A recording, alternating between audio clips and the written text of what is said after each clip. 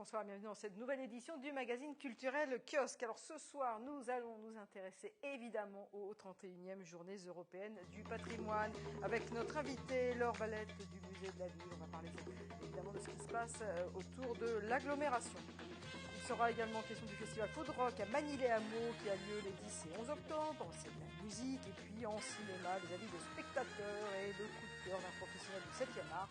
Bertrand Pigné des Yeux d'Elsa à Saint-Cyr, l'école. Mais donc d'abord un week-end sur le thème patrimoine culturel, patrimoine naturel. Ce sont les journées du patrimoine.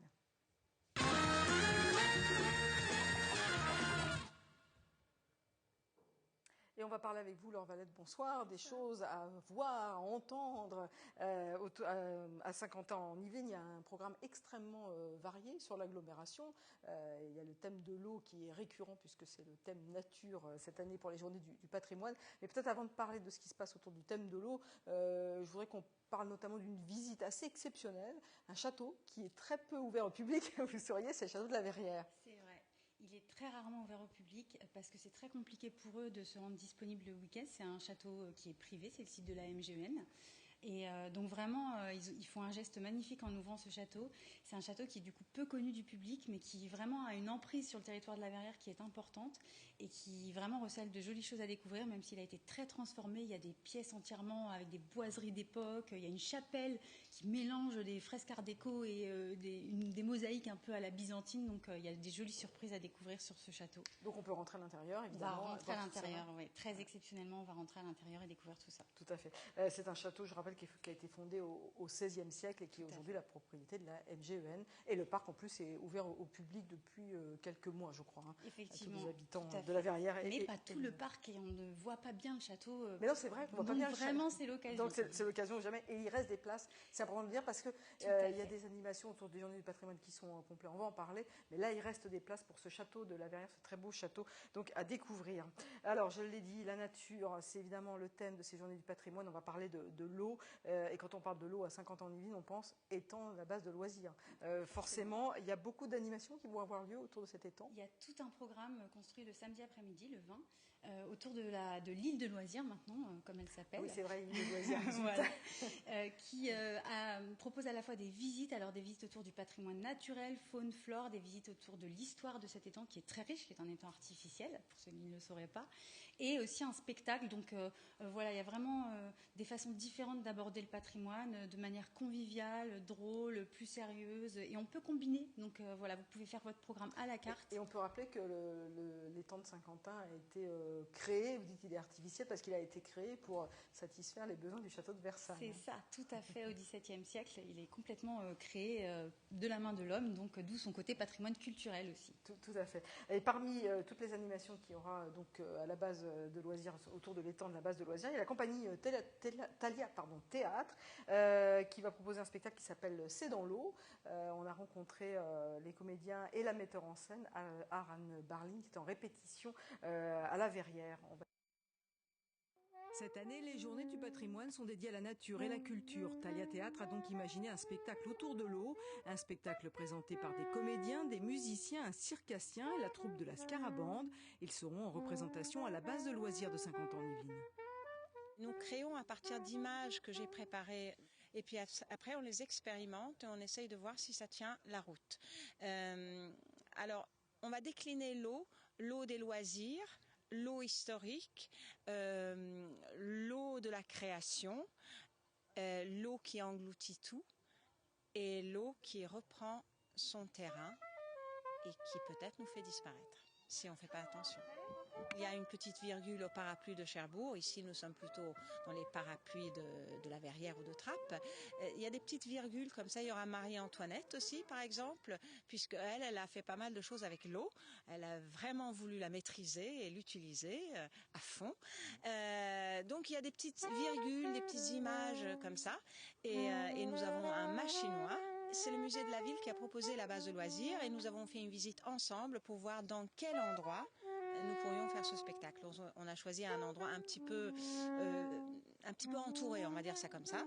Il y aura aussi une petite expo de photos et je pense que ça va être beau, convivial, un peu drôle et puis on espère qu'il pleuvra pas.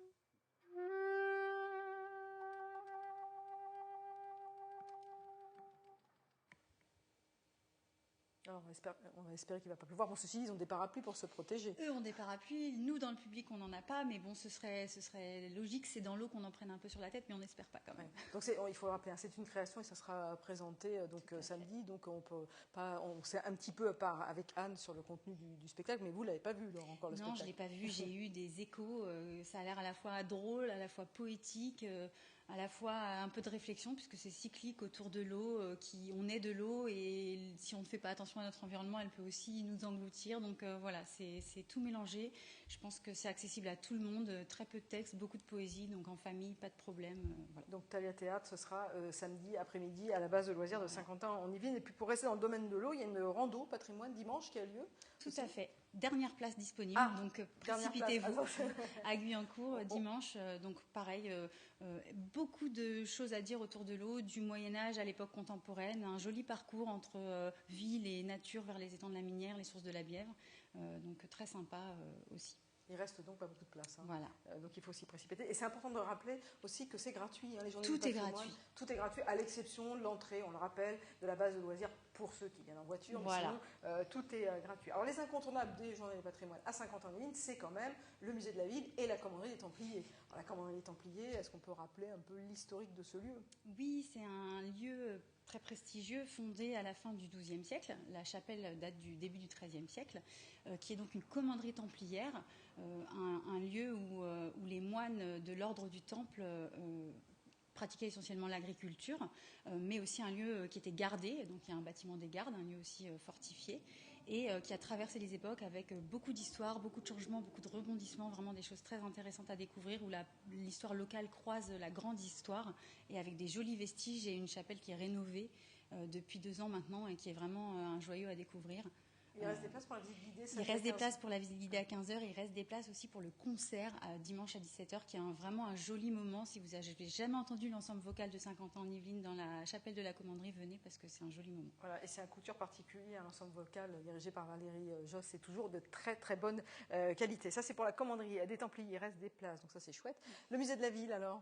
Alors nous, un petit coup de pub au musée de la ville. On ouvre l'exposition de la rentrée donc le 20, donc pour les journées du patrimoine, donc nouvelle exposition. Qui est donc une exposition sur un artiste, Gérard Manoni, qui a travaillé comme beaucoup d'artistes à l'extérieur, à Saint-Quentin-en-Yvelines, sur l'art urbain, et qui est aussi un artiste de renommée internationale, qui a travaillé à la Biennale de Venise, etc. Donc voilà, un artiste contemporain dont le nom n'est pas forcément aujourd'hui extrêmement connu, mais qui est vraiment à découvrir avec de très belles œuvres, une belle exposition, des lumières magnifiques, et voilà. À découvrir au musée de la ville. Au musée de la ville à partir de samedi. Le sculpteur matin. de l'espace. Non, sculpteur d'espace, pardon. Tout à fait. Pas de l'espace. Sculpteur d'espace, Gérard Manoni. Et on lui consacrera d'ailleurs un reportage dans le prochain kiosque. C'est mérité. Voilà, alors autre moment fort, je vais juste préciser parce qu'on parle des choses qui sont complètes ce week-end, voilà, il n'y a plus de place pour visiter les coulisses du théâtre de Saint-Quentin, c'est bien dommage, et puis plus de place non plus pour visiter l'observatoire de l'université de Versailles-Saint-Quentin, mais on peut se rattraper pour la fête de la science au mois d'octobre, voilà, pour ceux qui veulent se rattraper. Autre moment fort à Saint-Quentin en Yvelines, la petite église qu'on oublie, qu'on ne voit pas forcément et qui est fort jolie à Magny-les-Hameaux. Tout à fait, avec un ensemble de dalles funéraires protégées. Donc vraiment un ensemble de qualité qu'on ne connaît pas forcément, et effectivement une église typique du patrimoine francilien à découvrir ou à redécouvrir pour certains. Voilà. Ouais, donc c'est samedi et dimanche pour la découverte de l'église Saint-Germain de Paris à Magny-les-Hameaux. Et puis, puisqu'on est à Magny-les-Hameaux, on peut aussi faire la balade, une balade de 4 km proposée autour de Port-Royal-des-Champs. Voilà. C'est que le lieu est assez mystérieux quand même, hein. Voilà. Magique et mystérieux. Ça, c'est sûr qu'à Port-Royal, ça joue toujours, l'envoûtement est toujours là quand les visiteurs s'y présentent, qu'on connaisse ou pas le lieu. Voilà, une balade guidée avec un pique-nique au milieu en plus, donc vraiment convivial. N'hésitez pas, c'est toujours très sympa. Comme Thalia Théâtre, on espère le beau temps pour dimanche. Donc je rappelle que toutes ces animations sont gratuites. Combien de personnes l'année dernière à l'occasion des Journées du patrimoine? Alors c'est difficile à quantifier, mais on est entre 1800 et 2000 personnes ces 2 dernières années à peu près, avec à chaque fois un jour de pas très beau. Donc cette année, on sent qu'on va cartonner, il va faire un temps magnifique, n'est-ce pas? Il faut rappeler que Saint-Quentin en Yvelines, qui est une ville nouvelle, a été la première ville nouvelle labellisée ville d'art et d'histoire par le ministère de la Culture. C'est une sacrée reconnaissance quand même. Ouais, c'est une reconnaissance pour un patrimoine contemporain.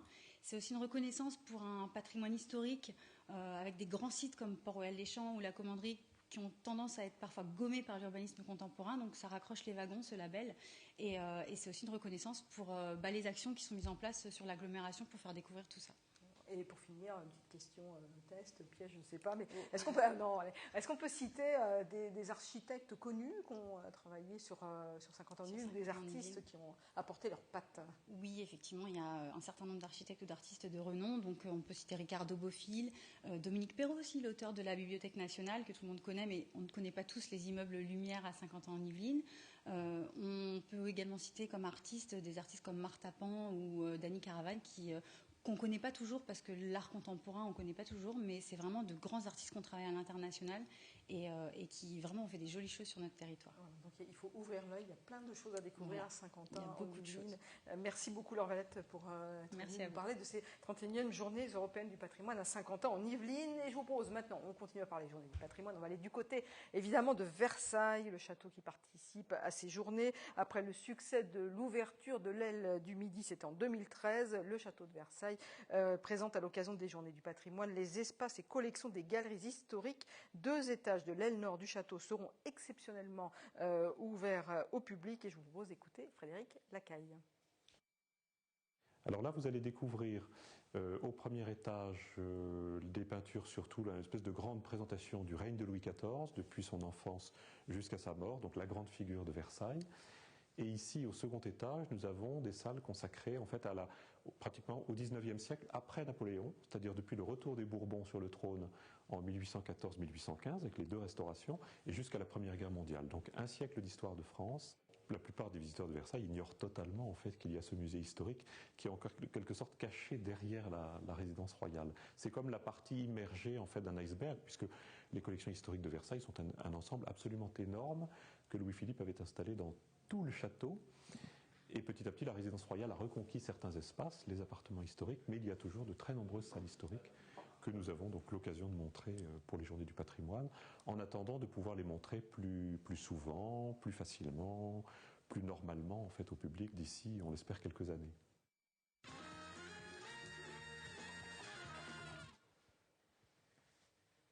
Et si vous n'avez pas tout retenu des manifestations organisées pendant ces journées du patrimoine, je vous propose un petit florilège. Alors notez bien, prenez vos blocs, vos stylos, vos tablettes. Donc la commanderie des Templiers à Elancourt vous ouvre ses portes samedi et dimanche, des visites guidées le samedi après-midi, des visites libres le dimanche toute la journée avec des animations, expositions, concerts et contes. La visite du musée de la ville avec les espaces d'exposition permanents pour mieux comprendre le territoire saint-quentinois. Il sera aussi possible d'observer l'exposition consacrée à Gérard Manoni. Autre visite, celle de l'Observatoire des sciences de l'Université de Versailles-Saint-Quentin, mais pas la peine de vous précipiter, je vous le rappelle, puisque c'est complète également la visite des coulisses du théâtre de Saint-Quentin en Yvelines. Allez, autre programme, l'étang de Saint-Quentin en Yvelines à la croisée des patrimoines, le dernier maillon du réseau des étangs dits supérieurs conçus au XVIIe siècle pour alimenter Versailles. Il constitue aujourd'hui la base de loisirs, des spectacles avec Thalia Théâtre samedi après-midi, mais aussi des visites historiques. On reste dans le domaine de la nature avec une découverte des fermes de Magny-les-Hameaux. Elles sont au nombre de 4, Gomberville, Bulloyer, les Granges de Port-Royal et Champ-Garnier à Saint-Lambert-des-Bois. C'est un circuit pédestre et en bus qui est proposé. Toujours au fil de l'eau, une rando, promenade du lac de Villaroy aux douves de Châteauneuf, en passant par la source de la rivière Bièvre. C'est dimanche matin, parcours de 6 km pour les sportifs. Et puis dimanche matin également, on en a parlé avec Laure Valette, la visite exceptionnelle du château de la Verrière, château construit au XVIe siècle. Et on dit aussi que la perspective du château aurait été créée par le nôtre. À Magny-les-Hameaux, ouverture exceptionnelle également de l'église Saint-Germain de Paris dans le vieux village de Magny, abritant une trentaine de pierres tombales liées à l'ancienne abbaye de Port-Royal. Et justement, pour découvrir l'univers très particulier de Port-Royal-des-Champs à Magny-les-Hameaux, une balade champêtre de 4 km est au programme. Prévoir un petit pique-nique s'il fait beau, bien sûr. Allez, plus étonnant peut-être cette découverte du jeu au Fabulis. Cela va se dérouler à la bibliothèque universitaire à Guyancourt. Un jeu conçu et réalisé par le Centre des monuments nationaux par une équipe de chercheurs de l'UVSQ. Et puis toujours à Guyancourt, retrouvez l'origine des arts martiaux dans le hall du bâtiment Vauban. Alors attention, ces manifestations ont lieu ce vendredi. Pour tout savoir sur l'architecture, le patrimoine architectural de l'Université de Versailles-Saint-Quentin, rendez-vous dans le hall du bâtiment Vauban à Guyancourt. La construction des bâtiments, la naissance des laboratoires et la vie des étudiants depuis 20 ans, vous saurez tout. On reste dans l'agglomération avec le fort de Saint-Cyr, fort militaire construit à Montigny-Bredonneux après la guerre de 1870 et aménagé au début des années 80 pour recevoir les collections photographiques de l'État. Ça s'appelait toujours cette visite. Attrape une balade à pied dans les quartiers historiques de la ville pour évoquer une pierre, eh bien la Meulière. Voilà, vous saurez tout sur la Meulière à Trappes. À Voisin-le-Bretonneux, une après-midi de concert en plein air dans le parc de la Croix-du-Bois avec les jeunes solistes d'Europe et les solistes de Versailles, donc de la musique en plein air. Allez, on va quitter maintenant Saint-Quentin en Yvelines, on va aller à Chevreuse. Animation et visite, bien entendu, du très beau château de la Madeleine. Il fut construit, je le rappelle, à partir de la deuxième moitié du XIIe siècle. Le Conseil général propose une visite du domaine de Madame Élisabeth. Alors c'est un domaine qui a été dessiné et créé dans la seconde moitié du XVIIIe siècle pour le prince et la princesse de Rohan-Guéméné. Il a été racheté en 1793 par Louis XVI et qu'il l'a offert à sa jeune sœur, Madame Élisabeth, d'où le nom du domaine. Toujours à Versailles, et cela va intéresser beaucoup de monde, ça c'est sûr. Il est possible de visiter le Conseil général et la préfecture. Ces deux entités sont dans un même bâtiment, un bâtiment inauguré en 1867. Il présente notamment dans certaines pièces un décor de plafond orné et de mobilier qui témoigne de l'art de la fin du XIXe siècle. Et puis toujours à Versailles, évidemment, l'incontournable château avec l'ouverture exceptionnelle de l'aile nord à découvrir les espaces et les galeries historiques. À Versailles toujours, les artistes dans la rue, un forum de création artistique organisé par l'association des élèves et anciens élèves des Beaux-Arts de Versailles. On continue un petit peu plus loin à découvrir aussi le musée international d'art naïf à Vic. C'est une collection constituée par un éditeur et amateur d'art, Max Fourny, donc à découvrir à Vic. En plus, le lieu est très sympa. Le château de Breteuil, lieu aussi également très sympa, propose plusieurs animations le dimanche 21. Parmi celles-ci, un bal sur le thème « Autant en emporte le vent ». Donc choisissez vos plus belles robes, mesdames. Également des contes et des promenades dans les jardins. Et puis pour finir, direction Coignières avec l'église Saint-Germain-l'Auxerrois. Une ouverture exceptionnelle, une attention particulière sur le vitrail de la Nativité et les statues restaurées il y a 10 ans. Voilà, ça vous fait quand même un large programme de découverte, de quoi faire. On poursuit le kiosque avec la chronique de Nicolas Gervais.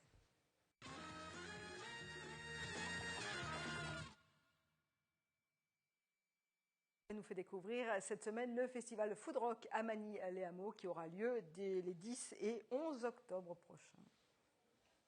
L'Ofofora, No One is Innocent, Living Deadlights et bien d'autres. Ça va piquer Food Rock cette année. C'est toujours à Magny, c'est les 10 et 11 octobre. Et c'est Guillaume Le Tocard, le vice-président de l'ASSO, le VP, comme on dit dans Sons of Anarchy, qui nous en parle. Quand même, quoi. Nous avons grandi dans les caves, mais on connaît le bruit du vent.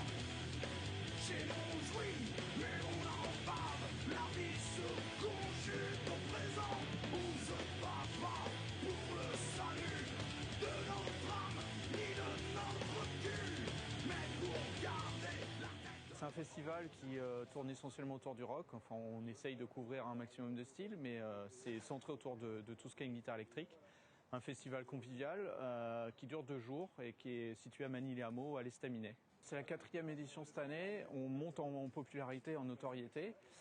Cette année, on a de belles nouveautés. On a des très bons groupes, le Fofora, No One is Innocent.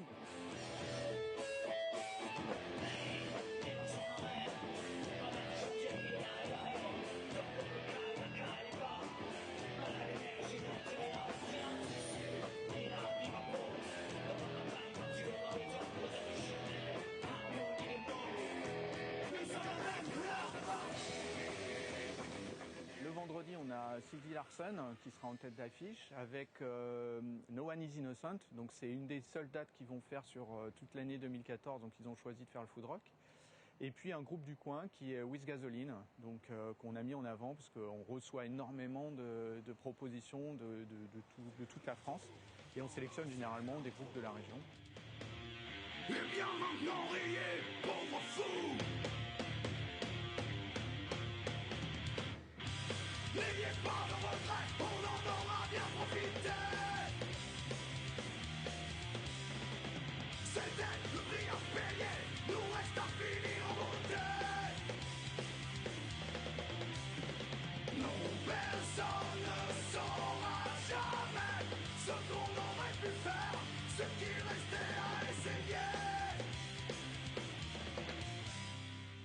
Le samedi, on aura en tête d'affiche Lofofora, qui sort un album en septembre. Donc on est la première date pour leur tournée, ce qui est excellent pour eux et pour nous. On aura aussi Living Deadlights, qui est un groupe des US, donc une exclusivité aussi, puisque l'année dernière on avait Bad Boy Dolls et puis cette année on a Living Deadlights, qui est un peu dans le style des Guns N' Roses.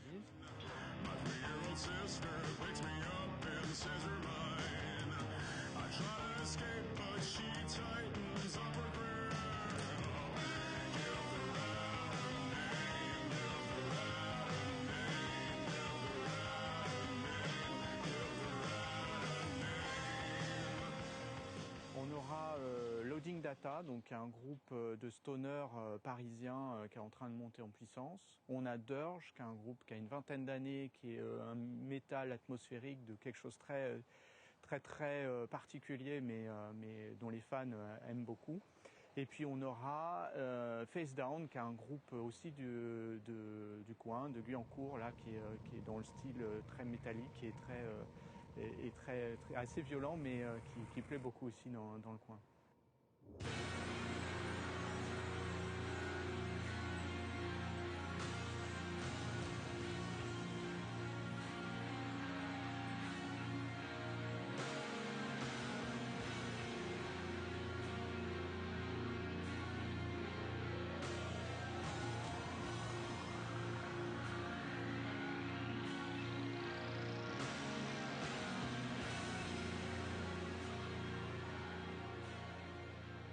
Les nouveautés, c'est Living Deadlights, c'est vraiment le groupe américain qui n'a jamais joué en France. Donc ils vont tourner un clip quelques jours avant sur Paris, ils viendront jouer chez nous et puis ils vont commencer toute une tournée européenne.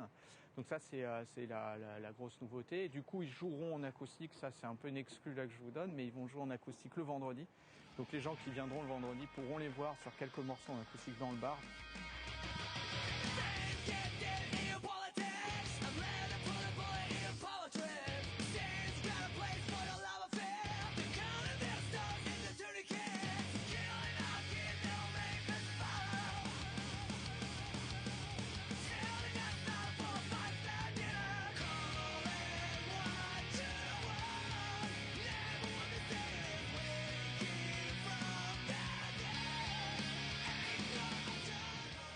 €15 l'entrée, 25 sur les 2 jours. C'est en intérieur parce que c'est au mois d'octobre, donc on peut rappeler les dates, c'est le 10 et 11 octobre, vendredi et samedi. On est tout à fait à l'abri des intempéries et la particularité, c'est qu'on est très proche des artistes. C'est-à-dire qu'on a une salle, on a un bar et tout ça, ça se mélange. Les groupes, ils sont dans le bar pendant qu'ils ne jouent pas, etc. Donc ça crée une communauté et finalement le rock c'est ça. Hein. Si on vit tous l'événement, on est tous des passionnés.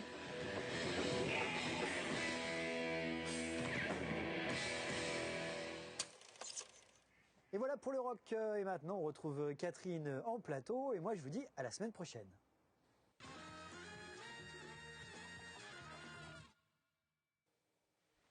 Et du cinéma avec ce soir le coup de cœur d'un professionnel du 7e art, Bertrand Pigné, du cinéma Les Yeux d'Elsa de Saint-Cyr-l'École.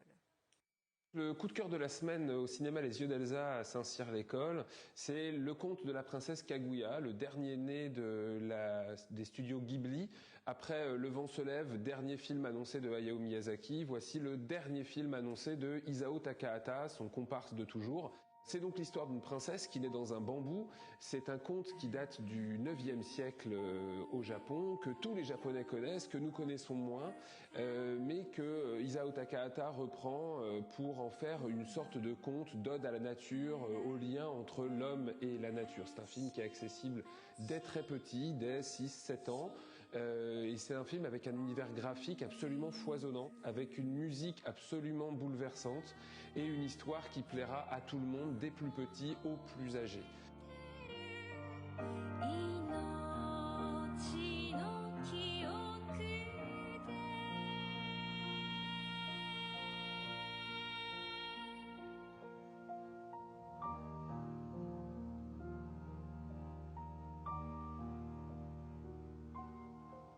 vous invite à venir le voir au cinéma Les Yeux d'Elsa, donc dès cette semaine, et puis encore pour une semaine, puisque c'est un film qu'on a décidé de soutenir et de garder un peu longtemps.